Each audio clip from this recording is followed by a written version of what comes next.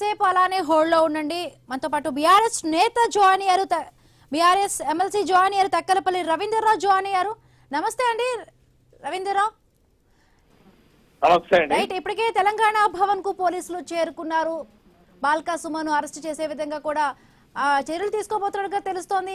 ఏం చెప్తారు? మొన్న బాల్కా సుమన్ మాట్లాడిన మాటలు చాలా వరకు వివాదాస్పదం అయ్యాయి. ఈ నేపథ్యంలోనే ఆయన అరెస్ట్ కు సంబంధించి కూడా కేసులు నమోదు చేశారు. పోలీసులు తెలంగాణ భవన్ కు చేరుకున్నట్టుగా తెలుస్తోంది. బాల్కా సుమన్ మీద కేసు పెట్టడం, ఆగ మేఘాల మీద అరెస్ట్ చేయాలని తెలంగాణ భవన్ కి వెళ్లడం, ఈ రకమైనటువంటి ప్రయత్నం చూస్తే జనాలు ఏమనుకుంటున్నారు అనేది కూడా మరి ప్రభుత్వం భావించడం లేదు.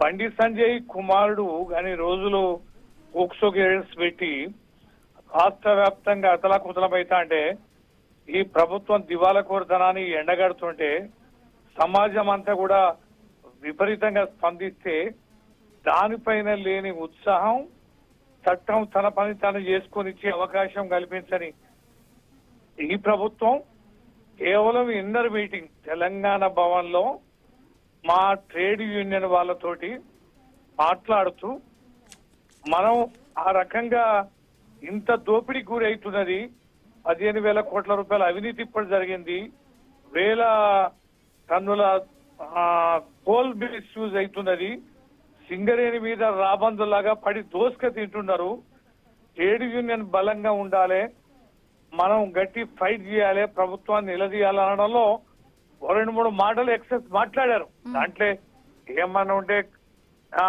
అది పెద్ద ఇష్యూ కాదు, అది ఏమో బహిరంగ సభలలో మాట్లాడి జనాన్ని ఉద్దేశించి మాట్లాడేది కాదు. అట్లాంటి ఘటన జరిగినప్పుడు నిజంగానే పనిచేస్తే కేసులు ప్రధాన ప్రతిపక్షంగా ఉండి ఒక సీనియర్ నేతగా కూడా ఆయన ఉన్నారు. ఎప్పటి నుంచో కూడా మరి ప్రభుత్వ ఆస్తుల్ని తగలబెట్టడం కానీ, రైల్వే పట్టాలని కూల్చడం, ప్రభుత్వ ఆస్తులు ధ్వంసం చేయడం, ఇవన్నీ కూడా తప్పు కాదంటే ఏదైనా సమస్య ఉంటే ప్రజాస్వామ్యబద్ధంగా కానీ దాన్ని కాపాడుకోవాలి, ప్రజాస్వామ్యబద్ధంగా కూడా పోరాటాలు చేయాలి. బట్ ఆయన కూడా ఒక పోరాటం చేసిన వ్యక్తే. ఉస్మానియా యూనివర్సిటీలో చాలా వరకు పోరాటాలు చేశారు, అప్పుడు తెలంగాణ ఉద్యమంలో కూడా పాల్గొన్న నేత. బట్ ఇలాంటి వ్యాఖ్యలు ప్రజాస్వామ్యానికి ఎటువంటి అంటే మనం ప్రజాస్వామ్యబద్ధమైన దేశం కాబట్టి ప్రజాస్వామ్యబద్ధంగా ఉన్నప్పుడు ఎట్లాంటిగా ప్రెజర్ ఇస్తుంది అంటారు ప్రజల్లోకి? మేము 14 సంవత్సరాలు తెలంగాణ ఉద్యమం కేసీఆర్ గారితో నాయకత్వం నడిచింది. 10 ఏళ్ళు తెలంగాణ ప్రభుత్వం ఉంది. ఈ 24-25 ఏళ్లలో ఎప్పుడైనా బీఆర్ఎస్ పార్టీ ఆ రకమైన చర్యలకు పాల్పడిందా?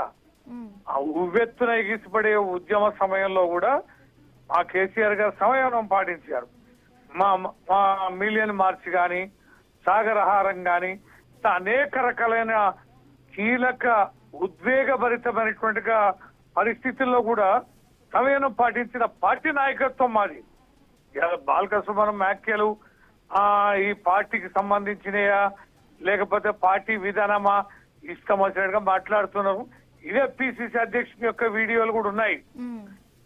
మా ప్రభుత్వం పైన మాట్లాడింది వేదికల మీద, మేము నా తుపాకులు పడతాం, అడవులకు పోతాం, ప్రగతి భవన్లు బాంబులు పెట్టి పేలుస్తామని ఎన్ని రకాల మాటలు మాట్లాడారండి. ఈ రకమైన ఆవేశపడ్డామా? ఉరికురికిపోయి కేసులు పెట్టినామా? 1000 కేసులండి. ఇవాళ ప్రజాక్షేత్రంలో ఒట్లు కొనమనంటే కేసులు, ఇదేమని ఏమనంటే కేసులు, సోషల్ మీడియా వాళ్ళ మీద కేసులు. ఇట్లా బాల్కా సుమన్ గారి మీద జరిగే కేసులే కాదు, నిత్యం అనేక మండలాల్లో, గ్రామాల్లో, జిల్లాల్లో ఈ ప్రభుత్వాన్ని ప్రశ్నిస్తే కేసులు అవుతున్నాయి. నాగేశ్వరరావు గారు ఏం మాట్లాడిందండి? ప్రొఫెసర్ నాగేశ్వరరావు గారు గాదాన్ని కూడా ఏం మాట్లాడుతున్నారు, ఏం ప్రాధాన్యత చేస్తున్నారండి?